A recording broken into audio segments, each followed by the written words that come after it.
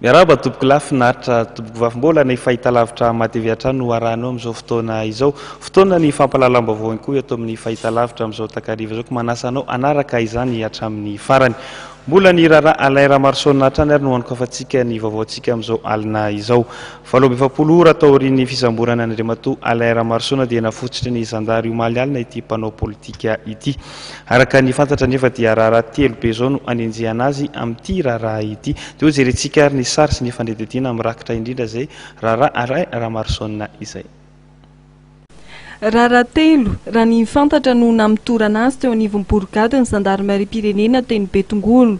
Ankoatra ny fitoriana hetsika tsy nahazona lalana ny sabotsy 20 martsa lasa teo, anisan'ny hampangana sy namitorana n'Andriamatoa Alain Ramarsona resaka tany Ambatondrazaka izay nitranga ny taona 2014 fony izy mbola mpikambana teo anivon'ny CST. Misy akoatra raha fahatelo izay mahavoaroroy azy, saingy hatreto dia mbola tsy nampahafantarina momba ity raharaha fahatelo ity.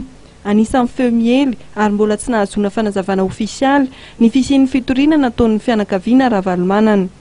Raha nitatra avy amin'ny tandro filaminana, vita amin'ny fanadihadiana natao an'ity mpanao politika ity, ary tao aorian'ny fitazonana azy 720 ora teny amin'ny Borgady ny zandarimariam-pirenena teny Betongolo dia navototra ny mpanorona ny Antoko Masters.